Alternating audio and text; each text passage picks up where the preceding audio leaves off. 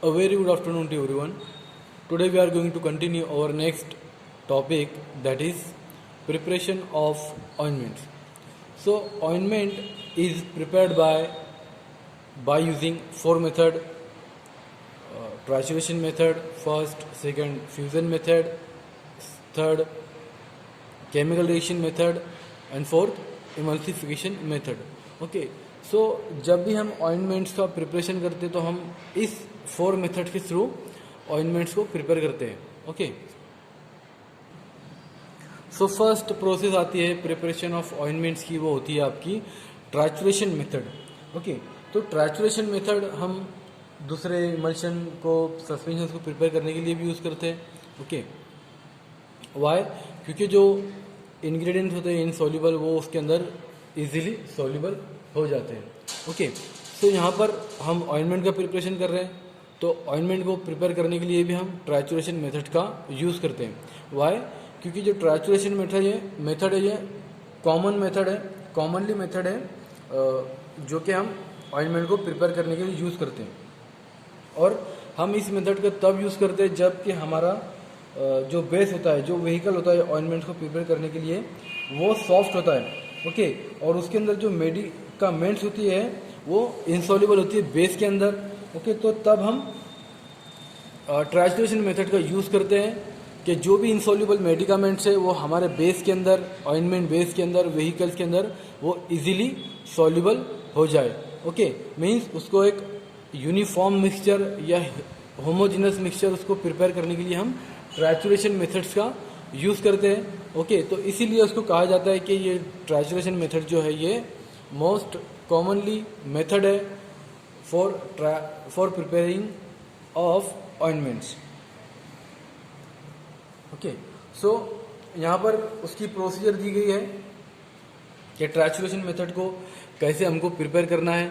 Okay, means ट्राचुरेशन method के through हमको ointment कैसे बनाना है.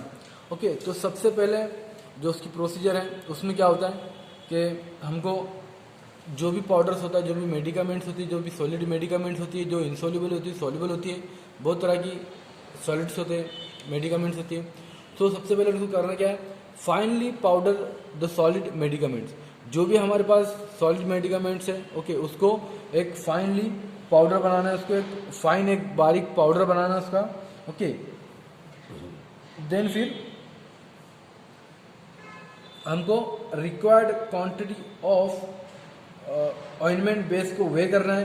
देन फिर उसके अंदर हमको मेडिकामेंट्स को, सॉलिड मेडिकामेंट्स को स्मॉल अमाउंट ऑफ बेस के अंदर उसको ऐड कर देना है. देन फिर हमको उसको ट्रैचुरेट करना है. ओके, ट्रैचुरेट करना है उसको, मीन्स वहाँ पर हमको लेविगेशन मेथड या फिर लेविगेशन प्रोसेस हमको अप्लाई करना है कि वो जो भी हमारा जो पाउडर्स है, ओके, वो फाइन हो जाए और वो उसमें सॉल्युबल हो जाए, जो भी हमारा बेस है. ओके, तो लेविगेशन प्रोसेस क्या होती है, मीन्स एक ग्राइंडिंग प्रोसेस होती है लेविगेशन, जिसके अंदर जो इनसॉल्युबल सब्सटेंस होता है वो फाइन पाउडर हो जाए, फाइन पाउडर बन जाए अगर वो गीला होता है तो.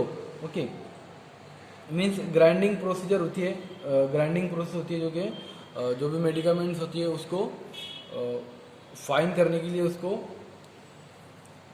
ग्राइंड करने के लिए हम यूज़ करते हैं कि हमको एक स्मूथ पेस्ट हमको मिल सके by grinding the solid with base और विथ वाटर. ओके, देन फिर उसके बाद हमको क्या करना होता है,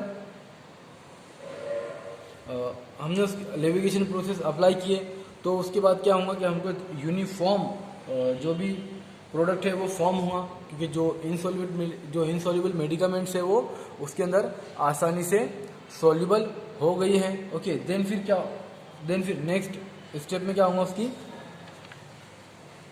कि हमको फिर then add remaining quantity of base. Then फिर हमको जो भी क्वांटिटी बची है बेस की, ओके, वो उसके अंदर हमको ऐड कर देना है. ओके, उस प्रिपरेशन के अंदर तब तक के ऐड कर देना है, तब तक के ऐड करना है उसके अंदर हमको बेस जब तक कि जो मेडिकामेंट्स है वो उसके अंदर यूनिफॉर्म मिक्स नहीं हो जाती। ओके, मीन्स ऐसा नहीं होना चाहिए कि एक जगह हमारे मेडिकामेंट्स ज़्यादा हो गई, मीन्स वहाँ पर उन्होंने एक सेडिमेंटेशन वहाँ पर फॉर्म कर लिया, एक क्लॉट फॉर्मेशन कर लिया है वहाँ पर, तो ऐसा नहीं होना चाहिए। मीन्स उसके अंदर हमको बेस ऐड करना है, जितना भी हमको क्वांटिटी बची होती है उतना, देन तब तक कि उसको ऐड करना है जब तक कि जो मेडिकामेंट्स है वो यूनिफॉर्म मिक्स नहीं हो जाती है।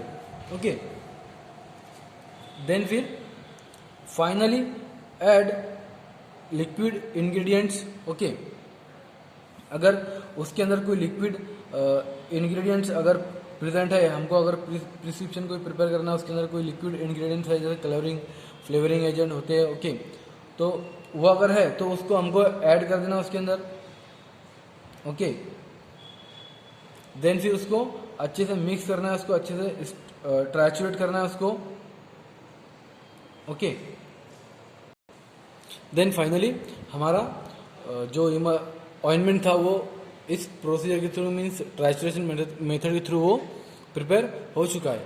ओके, तो ये थी procedure of trituration method, means trituration method के थ्रू हम उसको ऑइंटमेंट्स को कैसे प्रिपेयर करते हैं। बट उसके अंदर एक अनदर प्रोसीजर भी होती है उसकी, जिसको हम बोलते हैं ट्रैचुरेशन के अंदर स्लैबिंग। मीन्स एक टाइल लेना होता है और टाइल के ऊपर ऑइंटमेंट्स को डाल के फिर उसके बाद जो हमारा स्पैचुला होता है, जैसा एक छुरी जैसा एक स्पैचुला होता है, वो ऑइंटमेंट्स को प्रिपेयर करने के लिए मीन्स यूज़ करते हैं। ओके, तो स्लैबिंग अलग होती है और ट्रैचुरेशन अलग होता है। मीन्स ट्रैचुरेशन हम तब करते हैं, प्रोसीजर यूज़ करते हैं तब जो भी लिक्विड है हमारे पास, अगर उसकी अमाउंट ज़्यादा है लिक्विड की, तब हम ट्रैचुरेशन का यूज़ करते हैं, मीन्स उसके अंदर मोटर और पिस्टल का यूज़ करते हैं। और अगर उसके अंदर लिक्विड इंग्रेडिएंट्स अगर उसकी स्मॉल अमाउंट अगर उसके अंदर कम है, तो सिंपली उसमें हम दो इंस्ट्रूमेंट यूज़ करते हैं। एक जो टाइल होता है वो सिंपली हमारा पोर्सिलिन टाइल, और दूसरा जो होता है आपका स्पैचुला। कौन सा वाला स्पैचुला? ऑइंटमेंट को उसको प्रिपेयर करने वाला, मीन्स वो उसको अच्छे से यूनिफॉर्म मिक्स करने के लिए वो स्पैचुला हम यूज़ करते हैं। ओके, तो ये ऐसे दो मेथड होते हैं ट्रैचुरेशन के अंदर, मोटर पिस्टल अलग और वो पोर्सिलिन टाइल और स्पैचुला अलग। ओके, देन नेक्स्ट आता है फिर आपका preparation of ointments by using fusion method. Okay, तो फ्यूजन मेथड का हम तब यूज़ करते हैं जब जो हमारा ऑइंटमेंट बेस है, ओके, उसके अंदर ऐसे इंग्रेडिएंट्स है उसके अंदर जिसका मीन्स सबका जो मेल्टिंग पॉइंट है वो डिफरेंस है। मीन्स हमारा ऑइंटमेंट बेस है, हमको ऑइंटमेंट प्रिपेयर करना है। ओके, बट हमारे पास ऐसे इंग्रेडिएंट्स हैं जिनका जो मेल्टिंग पॉइंट है, ओके, सो वो डिफरेंट है, मीन्स अलग अलग है। ओके, जो भी सॉलिड मेडिकामेंट्स है हमारे पास उनका मेल्टिंग पॉइंट डिफरेंट है, अलग अलग है। तो ऐसी कंडीशंस में हम क्या करते हैं, जैसे कि यहाँ पे फॉर एग्जांपल बताया है, स्ट्रिक एसिड उसका मेल्टिंग पॉइंट अलग है। ओके, हार्ड पैराफिन उसका मेल्टिंग पॉइंट अलग है, वाइट बीस वैक्स उसका मेल्टिंग पॉइंट अलग है, सिट्रिल अल्कोहल उसका मेल्टिंग पॉइंट अलग है। सो हर ऐसी कंडीशंस में हम फ्यूजन मेथड का यूज़ करते हैं। ओके, सो उसमें क्या होता है कि जो भी इंग्रेडिएंट्स हम प्रिपेयर करने वाले हैं ऑइंटमेंट्स के अंदर, ओके, तो उसको हम डिक्रीजिंग ऑर्डर के अंदर उसको मेल्ट करते हैं। ओके, मीन्स उसका जो डिक्रीजिंग ऑर्डर है मेल्टिंग पॉइंट का, उसके हिसाब से हम उसको मेल्ट करते हैं। जैसे कि जो सब्सटेंस है हमारे पास, ओके, जैसे यहाँ पर स्टेरिक एसिड है तो उसका मेल्टिंग पॉइंट सबसे ज़्यादा है, मीन्स हाईएस्ट मेल्टिंग पॉइंट है। सो उसको हम सबसे पहले उसको मेल्ट करेंगे। ओके, उसको सबसे पहले हम उसको हीट करेंगे। ओके, देन फिर जो उसके नीचे वाला है, ओके, जैसे वहाँ पर सिट्रिल अल्कोहल है, सॉरी वहाँ पर सिटिल अल्कोहल है। ओके, सिटिल अल्कोहल है तो उसको हम सिटिल अल्कोहल को हम उसमें ऐड करेंगे, उसको मेल्ट करेंगे। उसके बाद दूसरे को ऐड करेंगे जिसका उससे कम मेल्टिंग पॉइंट है, फिर उसके बाद तीसरे को जिसका उससे मेल्टिंग पॉइंट कम है। ओके, तो उसको हम डिक्रीजिंग ऑर्डर के अंदर हम उसको मेल्ट करते हैं फ्यूजन मेथड के अंदर। ओके, सो इससे क्या होता है कि जो ओवर हीटिंग होती है सब्सटेंस की, ओके, जिसका मेल्टिंग पॉइंट कम होता है, तो उसको अगर हम ज़्यादा टेम्परेचर पे अगर उसको मेल्ट करते हैं तो क्या हो जाएगा, ओवर हीटिंग हो जाएगा। ओके, तो ऐसी ये डिक्रीजिंग ऑर्डर के अंदर हम क्या कर सकते हैं कि जो भी इंग्रेडिएंट्स है उसको अवॉइड कर सकते हैं, हम ओवर हीटिंग उसकी बचा सकते हैं हम। ओके, मीन्स वो उसकी टेम्परेचर की, उसकी मेल्टिंग पॉइंट के टेम्परेचर से ज़्यादा पर हम उसको हीट करने से उसको बचा सकते हैं। ओके, देन फिर इतना हो गया। देन फिर जो मेडिकामेंट्स जो भी हम उसके अंदर ऐड करने वाले उसको हम स्लोली ऐड करते हैं उसके अंदर, ओके, मेल्टेड मास के अंदर, और उसको थ्रू स्टर करते हैं उसको थ्रूली until the mass is cool down. Okay, जब तक कि उसको स्टर करते हैं हम, जब तक कि जो मेल्टेड मास है वो कूल डाउन नहीं हो जाता है। ओके, और हमको एक होमोजिनस प्रोडक्ट तब तक फॉर्म नहीं होता है, तब तक हम उसको स्टर करते हैं। ओके, और अगर दूसरी कंडीशंस में ऐसा भी होता है कभी कभी कि जो लिक्विड इंग्रेडिएंट्स होते हैं वो एक्वेस होते हैं, लिक्विड इंग्रेडिएंट्स होते हैं, फिर उसके बाद एक्वा सब्सटेंस होते हैं, तो ये भी ऑइंटमेंट के अंदर शामिल होते हैं, इनकॉर्पोरेट होते हैं। ओके, सो ऐसी कंडीशंस में हमको क्या करना होता है कि उसको सेम टेम्परेचर पे, ऑलमोस्ट जो भी टेम्परेचर होता है उसका व्हीकल का, जो टेम्परेचर पे उसको वेट उसको मेल्ट करते हैं, तो उसी टेम्परेचर पे एक्वस सब्सटेंस को और लिक्विड इंग्रेडिएंट को भी हम ऐड कर देते हैं, उसको हीट कर देते हैं। ओके, जो भी बेस है हमारा वो मेल्ट हो रहा है जो पॉइंट पे, जो मेल्टिंग पॉइंट। ओके, सो उससे क्या होता है, और ऐसी कंडीशन में हमको क्या करना होता है कि, और ऐसी कंडीशन में हमने अगर उसको ऑब्जर्व नहीं किए कि लिक्विड इंग्रेडिएंट्स हम उसके अंदर ऐड कर रहे हैं और एक्वस सब्सटेंस हम उसके अंदर ऐड कर रहे हैं सेम टेम्परेचर पे, अगर हमने उसको ऑब्जर्व नहीं किया, उसको प्रिकॉशन नहीं किए कि भाई हम उसको ये टेम्परेचर पे ऐड कर रहे हैं, अगर हमने ऐसा नहीं किए तो क्या होगा कि जो दो मिक्सिंग पोर्शन है, ओके, जो पोर्शन मिक्स हो रहे हैं, जैसे कि हमने दोनों को मिक्स किया, तो क्या होगा कि जो सॉलिड और जो भी हमारा प्रिपरेशन हम बना रहे हैं, अगर वो कूल हो गया तो उससे क्या होगा कि जो वैक्स है हमारा, वैक्सेस और जो solid will cool down quickly, जिसकी वजह से क्या होगा कि जो वैक्स है, जो बेस है वो और सॉलिड बहुत जल्दी क्विकली वो कूल हो जाएगा, और उसकी वजह से क्या होगा कि वो सेपरेट हो जाएंगे दोनों भी, मीन्स सॉलिड मेडिकामेंट्स भी और हमारा बेस, हमारा व्हीकल भी, वो दोनों भी सेपरेट हो जाएंगे। ओके, तो हमको इसको अवॉइड करने के लिए, उसको प्रिवेंट करने के लिए हमको एक यूनिफॉर्म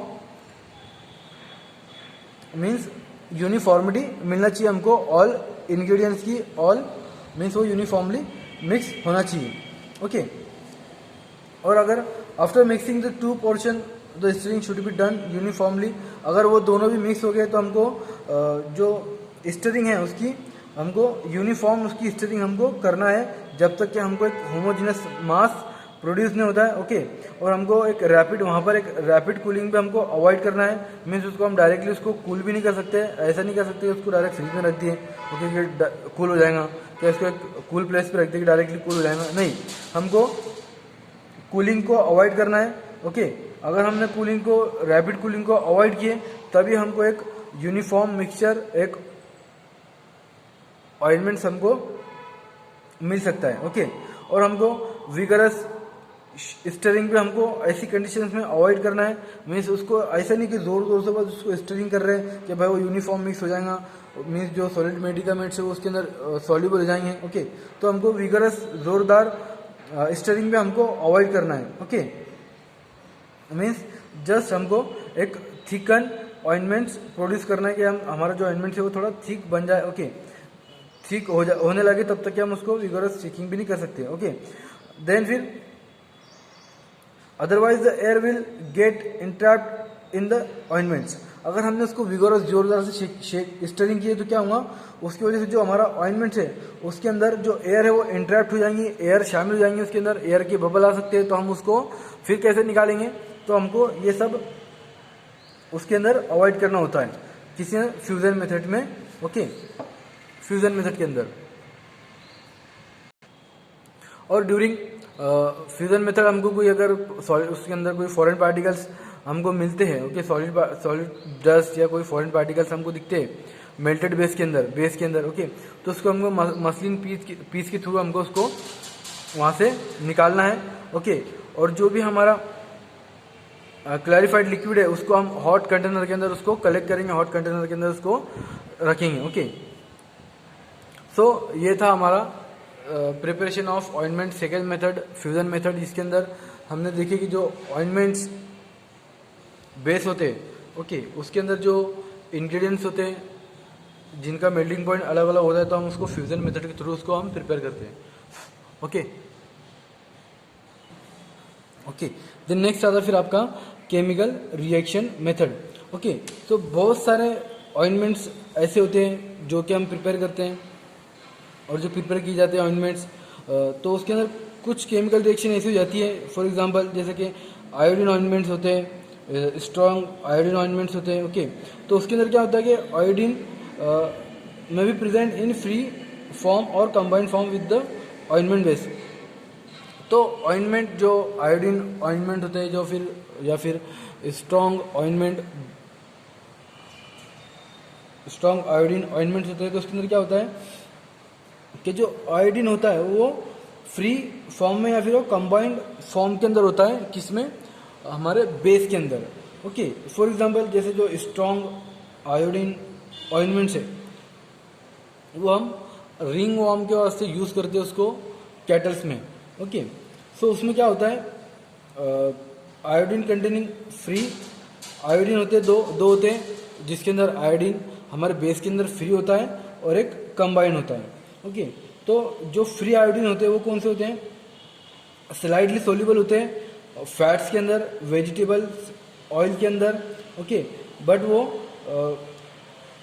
रेडिली सॉल्युबल हो जाते हैं हमारे कॉन्सनट्रेटेड पोटेशियम आयोडाइड के अंदर सॉल्यूशन में, पोटेशियम आयोडाइड सॉल्यूशन वाटर के अंदर, ओके। किसकी वजह से, पॉली आयोडाइड्स की वजह से वो रेडिली सॉल्युबल हो जाते हैं कॉन्सनट्रेटेड पोटेशियम आयोडाइड सॉल्यूशंस के अंदर, ओके। सो ये जो पॉली आयोडाइड्स जो होते हैं वो रेडिली सॉल्युबल हो जाते हैं वाटर के अंदर, अल्कोहल के अंदर, ग्लिसरीन में, ओके। जब भी हम उसको सिलेक्ट करते हैं कि वो एक प्रॉपर या फिर एक इंश्योर प्रॉपर डिस्ट्रीब्यूशन हो जाए उसमें उसका मेडिकामेंट्स में, okay. It is important that the liquid should be non volatile, और ये इसलिए इम्पोर्टेंट होता है कि जो लिक्विड जो है, ओके, जिसके अंदर वो आसानी से सॉल्युबल हो जाते हैं, ओके, तो वो जो लिक्विड होता है वो नॉन वोलेटाइल होना चाहिए, ओके। अदरवाइज जो डिस्ट्रीब्यूशन हुआ मेडिकामेंट्स का वो क्रिस्टलाइन भी हो सकता है, उसके अंदर क्रिस्टलाइज हो सकता है अगर सॉल्वेंट इवेपोरेट्स हुआ तो जो भी मेडिकामेंट्स है वो क्रिस्टलाइज होंगे, ओके। सो दिस सॉल्यूशन में be incorporate with the absorption type ointment base. तो ऐसे सब जो सॉल्यूशंस होते हैं वो एब्जॉर्प्शन टाइप के ऑइंटमेंट्स के बेस में वो शामिल होते हैं, उसके अंदर हमको मिला जाता है, ओके। ओके, देन नेक्स्ट अगर फिर आपका last preparation method of ointment, that is emulsification method, okay. So emulsification method के अंदर क्या होता है कि जो फैट्स होते हैं, ऑयल्स होते हैं, जो वैक्सेस होते हैं, वो उनको एक साथ मेल्ट किया जाता है वाटर के साथ और वाटर बाथ पे at a temperature of 70 degree Celsius, okay. So fat, oil, waxes, इन सबको एक साथ वाटर बाथ पर मेल्ट किया जाता है एट 70 डिग्री सेल्सियस की टेम्परेचर पे, ओके। बट जो एक्वस सॉल्यूशन होते हैं, the aqueous solution of all of the heat stable water soluble component is also heated almost at the same temperature as that of the melt base, okay। तो जो aqueous solution होते हैं हम उसको इसी temperature पे, ऑलमोस्ट ये temperature पे उसको हम जो बेसिस का जो मेल्टिंग पॉइंट होता है, जो मेल्टेड टेम्परेचर होता है, उसी बेसिस पे हम उसको भी मेल्टेड कर देते हैं, ओके, उसको भी उसके साथ मेल्ट करते हैं। The solution is slowly added to the melted basis with continuous stirring until a product cool down and semi-solid mass is known as ointment prepared. Okay. सो जो भी सॉल्यूशन है हम उसको उसके मेल्टेड बेसिस के अंदर उसको स्लोली ऐड करेंगे उसको, ओके, विथ कंटिन्यूस स्टिरिंग के साथ कंटिन्यूस स्टिरिंग करके जब तक के ऐड करेंगे जब तक के हमको प्रोडक्ट हमारा कूल नहीं होता है, ओके, और जब तक कि वो सेमी सॉलिड मास के अंदर कन्वर्ट नहीं होता है, ओके। अगर वो सेमी सॉलिड मास के अंदर कन्वर्ट होता है तो हम उसको ऑइंटमेंट बोल सकते हैं कि हमारा ऑइंटमेंट प्रिपेयर्ड हो चुका है, okay. But it is very important to heat the aqueous liquid to almost same temperature as that of the melted mass. Okay, जो एक्वस लिक्विड होते हैं वो ऑलमोस्ट हम यही टेम्परेचर पे उसको मेल्ट करना होता है, ये बहुत इंपॉर्टेंट होता है, ओके। नहीं तो क्या होगा, otherwise high melting point fats and waxes will immediately gate solidified, okay.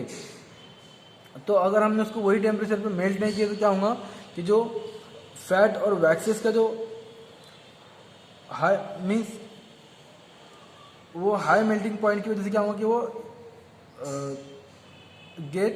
Immediately gate solidify हो जाएंगे, मीन्स वो जल्दी से वो सॉलिड हो जाएंगे, मीन्स वो कड़क हो जाएंगे, ओके। सॉलिडिफाइड हो सकते हैं जो हमारे फैट और वैक्सेस होते हैं, okay. When a cold aqueous solution is mixed with it and an ointment containing lumps will be form, okay. Then फिर हमने उसके अंदर जो कोल्ड एक्वस सॉल्यूशंस को हमने उसके अंदर साथ उसके साथ मिक्स किए तो क्या होगा कि जो ऑइंटमेंट जो क्या होगा ऑइंटमेंट के अंदर गांठें पड़ जाएंगी, लम्स हो जाएंगी, ओके, लम्स फॉर्म हो जाएंगे हमारे ऑइंटमेंट्स के अंदर, ओके। सो हमको उसको अवॉइड करना है, ओके। देन फिर नेक्स्ट आता है additives used in ointments. So ointments को प्रिपेयर करने के लिए, उसको डिस्पेंस करने के लिए जब भी हम ऑइंटमेंट बनाते हैं तो उसके अंदर बहुत से एडिटिव्स, बहुत से एजेंट हम यूज़ करते हैं, जैसे कि प्रिजर्वेटिव, उसको बैक्टीरियल ग्रोथ से, माइक्रोबियल ग्रोथ से प्रिवेंट करने के लिए, ओके, प्रिजर्वेटिव ऐड करते हैं। एंटीऑक्सीडेंट, हम किसी भी तरह की उसके अंदर केमिकल रिएक्शन ना हो पाए उसको प्रिवेंट करने के लिए चिलेटिंग एजेंट एंड परफ्यूम भी हम यूज़ करते हैं, ओके। परफ्यूम में भी incorporate with the base ointment base along with medicament के साथ हम इसको यूज़ करते हैं, जैसे कि मिथिल पैराबीन और propyl paraben as a preservative हम ऑइंटमेंट्स के अंदर यूज़ करते हैं कि वो माइक्रोबियल ग्रोथ को रोक के रखे, उस माइक्रोबियल ग्रोथ से उसको प्रिवेंट कर सके और हमारा जो प्रोडक्ट है, जो भी ऑइंटमेंट्स है, वो लॉन्ग पीरियड तक के वो सेफ हो, लॉन्ग पीरियड तक के वो स्टोरेज करके रखे उसको, ओके। देन फिर उसके अंदर हम ह्यूमेक्टेंट भी यूज़ करते हैं, ओके, कि वो मॉइस्चर जो भी लॉस हो रहा है मॉइस्चर का प्रिपरेशन में से, तो उसको वो प्रिवेंट कर सके, जैसे कि glycerine, propyl glycol, sorbitol, okay, ये सब उसके अंदर हम ऐड करते हैं। देन फिर परफ्यूम ऐड करते हैं,